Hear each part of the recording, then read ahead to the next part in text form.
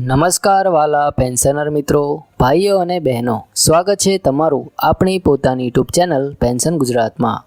તો મિત્રો, આજના આ મહત્વપૂર્ણ સમાચારમાં આપણે વાત કરવા જઈ રહ્યા છીએ એક એવા નિર્ણાયક વિષય વિશે જે લાખો સરકારી કર્મચારીઓ અને પેન્શનરોના જીવન સાથે સીધો સંબંધ ધરાવે છે।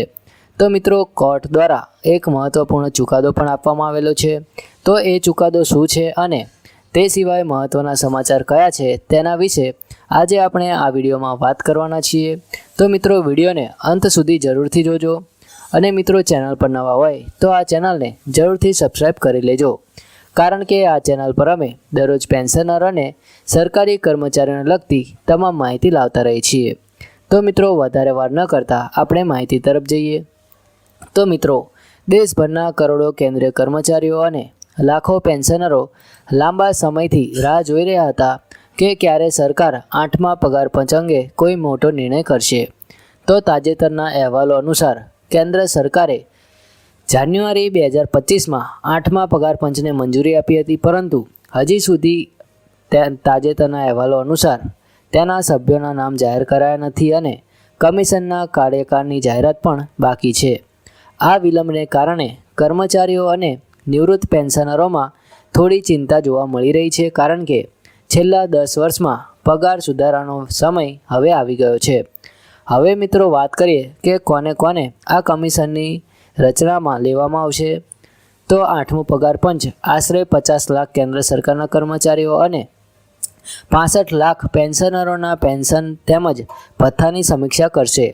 આ કમિશનનો હેતુ એ છે કે કર્મચારીઓની આવક હાલના જીવન સ્તર અને મોંઘવારીને અનુકૂળ બની રહે, અને જો કમિશનની ભલામણો લાગુ કરવામાં આવશે તો પગારમાં નોંધપાત્ર વધારો થવાનો છે, જેનાથી કર્મચારીઓ નાણાકીય રીતે સ્થિતિ મજબૂત બનશે। હવે વાત કરીએ કે કેટલો વધારો થવાનો છે। તો મીડિયા રિપોર્ટ્સ અનુસાર સરકાર ફિટમેન્ટ ફેક્ટર 1.8 ગણો કરવાની વિચારણા કરી રહી છે। અર્થાત જો હાલ કર્મચારીઓનો મૂળ પગાર 10,000 રૂપિયા છે તો નવો મૂળ પગાર 18,000 રૂપિયા સુધી પહોંચી શકે છે। આ પ્રમાણે 80% જેટલો વધારો થવાની શક્યતા છે। જો આ હજી અંતિમ નિર્ણય નથી, પરંતુ ચર્ચા ચાલી રહી છે કે નવું પગાર માળખું કર્મચારીઓના હિતમાં વધુ લાભદાયક બની રહેશે। હવે મિત્રો, નાણાં મંત્રાલયોના ચર્ચાના માહોલ વિશે વાત કરીએ। તો નાણાં મંત્રાલયે જણાવ્યું છે તે મુજબ સંરક્ષણ મંત્રાલય, ગૃહ મંત્રાલય અને કર્મચારી વિભાગ વચ્ચે ચર્ચા ચાલી રહી છે કે 8મા પગાર પંચને કેવી રીતે અને ક્યારે અમલમાં મૂકવું, આ વિશે ચર્ચા ચાલી રહી છે। જો કમિશન એકવાર રચાઈ જાય પછી રિપોર્ટ તૈયાર કરવા અને તેના અમલીકરણમાં 2 થી 3 વર્ષનો સમય લાગી શકે છે। અર્થાત જો કમિશન હવે બને છે તો 2026ની શરૂઆતમાં તેના અમલની શક્યતા વધારે છે। હવે વાત કરીએ કે છેલ્લા પગાર સુધારાની। તો જો આપણે પાછળ જોઈએ તો 7મો પગાર પંચ ફેબ્રુઆરી 2014માં રચાયું હતું અને તેની ભલામણો જાન્યુઆરી 2016માં લાગુ કરવામાં આવી હતી। તે પહેલાં 6ઠ્ઠું પગાર પંચ પણ લગભગ 10 વર્ષના અંતરાલ પછી આવ્યું હતું। આથી એવું સ્પષ્ટ થાય છે કે દર 10 વર્ષે એક નવું પગાર પંચ લાગુ થાય છે।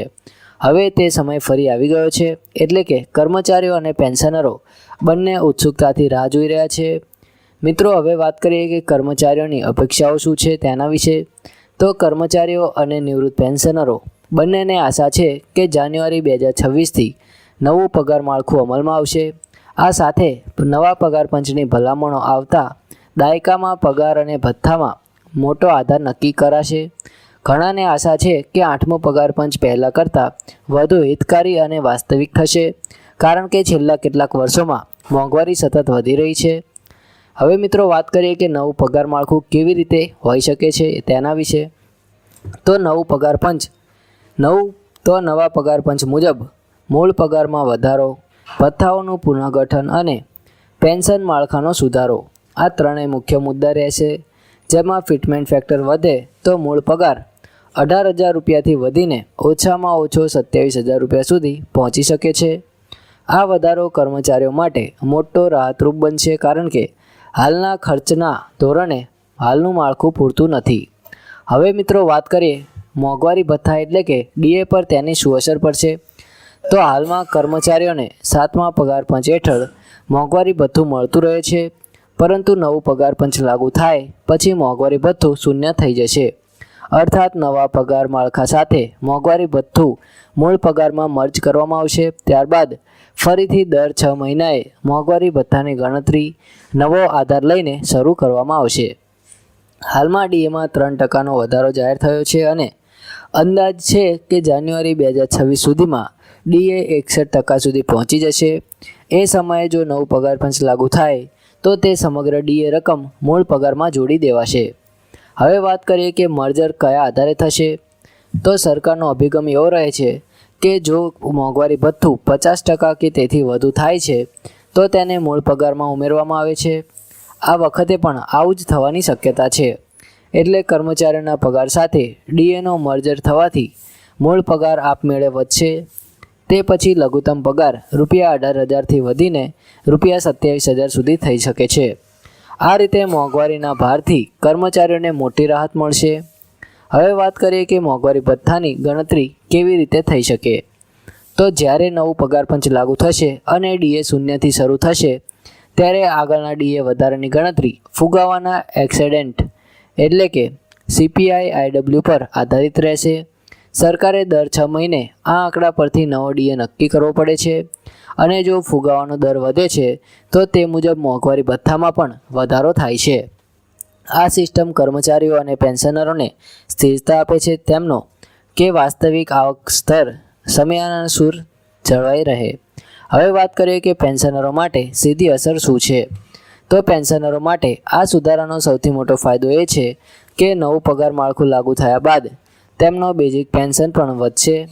જેમ કર્મચારીઓના પગારમાં વધારો થશે તેમ પેન્શનના હિસાબમાં પણ વધારો આપમેળે થઈ જશે. આથી નિવૃત્ત કર્મચારીઓને વધુ આરામદાયક જીવન જીવવામાં મદદ મળશે, ખાસ કરીને મોંઘવારીના સમયમાં. હવે વાત કરીએ કે આ જે અમલીકરણ થવાનું છે તેમાં કેટલો સમય લાગી શકે છે, તો મિત્રો કમિશનના રિપોર્ટ પછી સામાન્ય રીતે સરકારને ભલામણો મંજૂર કરવા, સુધારા કરવા અને અમલીકરણ માટે 18થી 24 મહિનાનો સમય લાગે છે. જો 8મો પગાર પંચ 2025માં બને છે તો 2026ની શરૂઆતથી જ તેનું અમલીકરણ શક્ય છે, પરંતુ કેટલીક પ્રક્રિયાઓ લાંબી ચાલે તો વિલંબ પણ થઈ શકે છે. હવે વાત કરીએ કે રાજ્યો પર તેની શું અસર થશે, તો કેન્દ્ર સરકાર 8મો પગાર પંચ લાગુ કરશે ત્યારબાદ દરેક રાજ્ય સરકાર પોતપોતાના નાણાકીય સંજોગો પ્રમાણે અમલીકરણ કરવામાં આવશે. મિત્રો, ગુજરાત, મહારાષ્ટ્ર, રાજસ્થાન અને તમિલનાડુ જેવા રાજ્યો સામાન્ય રીતે 1 થી 2 વર્ષના અંતરાલમાં કેન્દ્રના ધોરણ મુજબ પગાર સુધારો જાહેર કરે છે. તેથી રાજ્યના પેન્શનરો માટે પણ આગામી વર્ષોમાં સારા સમાચાર મળવાની શક્યતા છે. મિત્રો, ઉદાહરણ તરીકે જોઈએ કે ધારો કે કોઈ કર્મચારીનો હાલનો મૂળ પગાર ₹30,000 છે અને ડીએ 46% છે, તો હાલની કુલ આવક ₹43,800 થાય છે. જો 8મા પગાર પંચ પછી ફિટમેન્ટ ફેક્ટર 1.8 લાગુ થાય તો તેનું નવું મૂળ પગાર ₹54,000 સુધી થઈ શકે છે અને શરૂઆતના ડીએ શૂન્યથી શરૂ થશે. આ રીતે કર્મચારીઓને એક જ ઝાટકે 10થી 15,000 સુધીનો વધારો મળી શકે છે.